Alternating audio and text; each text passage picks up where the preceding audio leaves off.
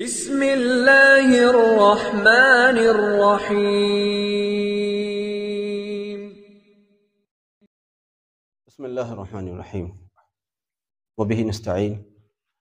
نسیم صوف کا پیغام لے کر حاضر خدمت ہیں۔ آج کے پروگرام کی ایک بہت خصوصیت یہ ہے کہ ہمارے رفیق گرامی حضرت مولانا محمد یوسف قاسمی صاحب متظلہ، جن کا ہماری بہت ساری کلپس میں آپ نے مختلف موقعوں پر ذکر سنا ہے، ہمارے پاس تشریف فرما ہے، اور ایسے ہی رفیق محترم حضرت قاری عارف صاحب بھی ہمراہ سفر ہیں اور یہاں تشریف رکھتے ہیں۔ بہرحال ان حضرات کی موجودگی میں آج ہم تھوڑا سا ایک اہم عنوان پر بات کریں گے کہ بہت ساری چیزیں ایسی ہیں جو درود شریف کے ذریعے سے لوگ فائدہ اٹھا رہے ہیں، اٹھایا ہے۔ اب سے پہلے ہم نے ذکر کیا تھا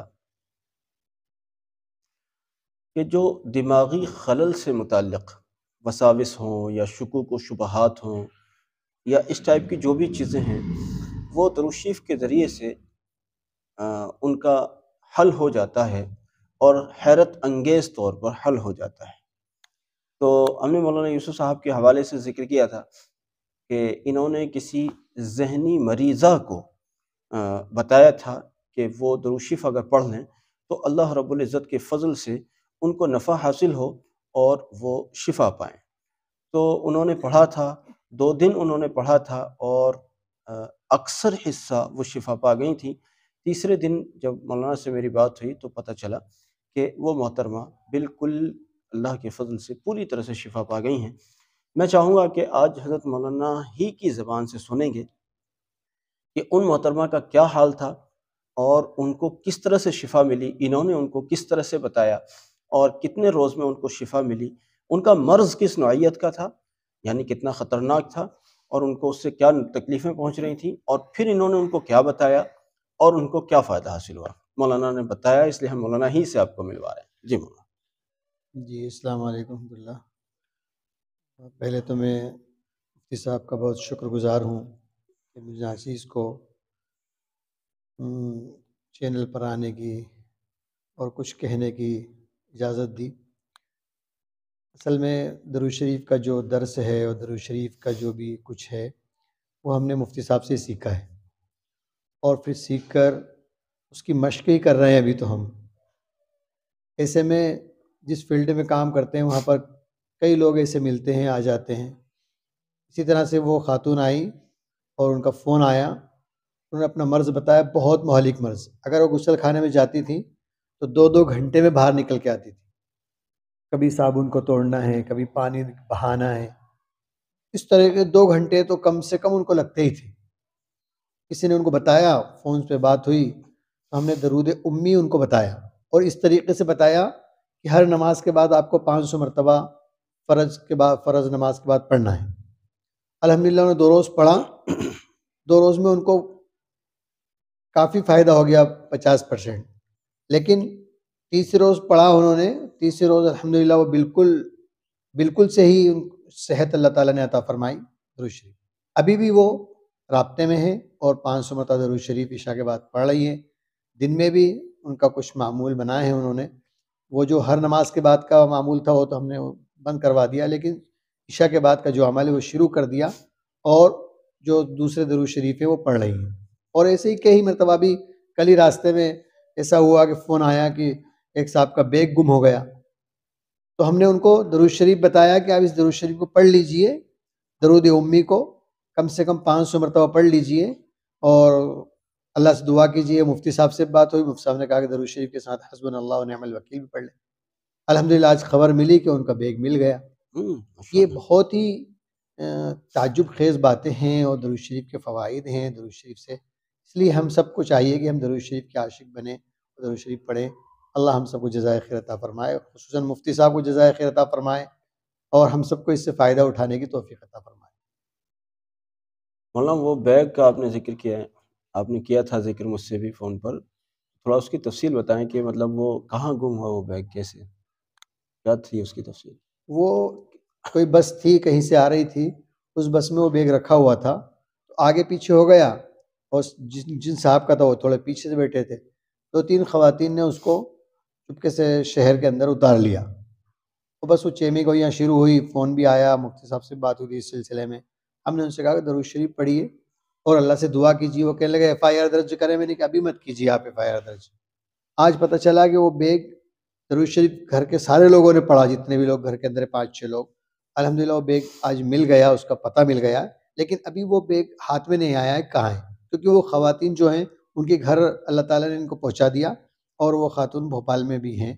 تو اس لیے ہمیں درود شریف کا اہتمام کرنا چاہیے. بہت عجیب خلاصے اور بہت عجیب چیزیں درود شریف سے ہوتی ہیں. اللہ تعالیٰ ہم سب کو پڑھنے کی توفیق عطا فرمائے. ماشاءاللہ وہ مریضہ ٹھیک ہو گئیں، یہ تو چلیے اپنی جگہ، لیکن یہ بیگ مل گیا، یہ بڑی تعجب کی بات ہے. یہ تو بالکل ایک ایسی بات ہے کہ مطلب مسافر ہیں ایک بس میں، کہاں کوئی کسی کو کہیں جانا ہوتا ہے، کہ کسی کو کہیں جانا ہوتا ہے، کوئی کسی کو جانتا بھی نہیں ہوتا. اب اس بیگ میں ان کی کوئی قیمتی چیز رہی ہوگی جس کے لیے وہ پریشان ہو رہے ہوں گے. زیورات تھے گھر کے، اچھا زیورات وغیرہ تھے، وہ گھر سے لائے. زیورات تھے اس بیگ میں، اور انہوں نے بھی بڑی عجیب بات کے بیگ کو اپنے سے دور رکھا. تو بہرحال زیورات تھے تو ظاہر بات ہے کہ پھر تو وہ قیمتی ہو گیا بیگ، اور بھی زیادہ. اب اس کو ڈھونڈا جا رہا تھا. اب وہ کون سواری لے کر اس کو اتر گئی، کہاں چلی گئی، عجیب باتیں سمجھ میں نہیں آتی، عقل قبول نہیں کرتی کہ وہ کہاں گئی ہوگی سواری، کون رہی ہوگی، اللہ جانے.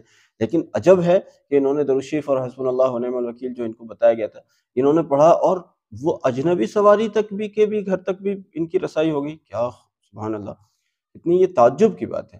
بہرحال یہ درود شریف کے مقابلے میں یا درود شریف کی تاثیر کے اعتبار سے یہ کچھ بھی تعجب کی بات نہیں ہے. کیونکہ یہ درود شریف کی جو برکات ہیں، اس کے ذریعے جو ملنے والی جو فیضان ہیں، اس کی جو برکتیں ہیں، اس کے سامنے یہ چھوٹی سی بات ہے. درود شریف میں اس سے بڑی بڑی باتیں ملتی ہیں، اس سے بڑے بڑے حیرت انگیز واقعات ہوتے ہیں، بڑے بڑے واقعات ہوتے ہیں. یہ چھوٹا سا واقعہ ہے.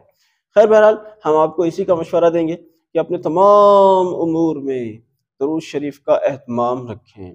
کئی ہمارے بھائی بہن کہتے ہیں کہ جی نفع نہیں ہو رہا، یا یہ نہیں ہو رہا، وہ نہیں.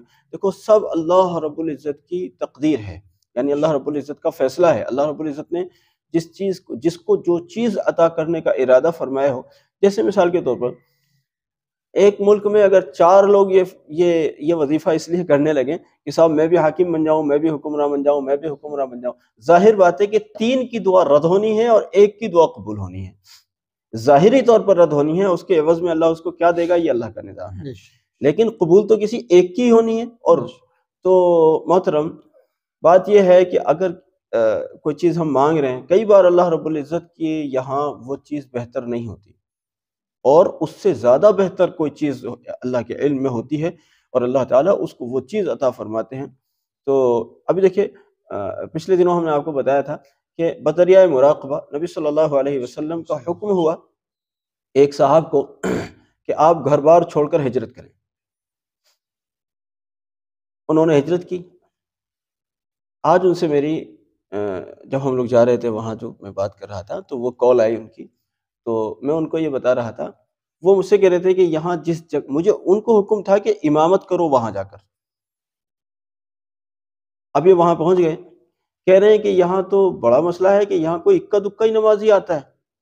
میں نے کہا آپ سمجھیں بات کو، آپ کو گویا کہ یہاں بھیجا گیا ہے تو 2 مقصد سمجھ میں آتے ہیں، باقی اللہ عالم، کہ ایک تو یہ کہ یہاں کے لوگوں میں آپ تبلیغ کریں، 2-4 مسلمان ہوں گے میرے خیال سے وہاں، تو ایک تو یہاں کے لوگوں میں تبلیغ کریں آپ.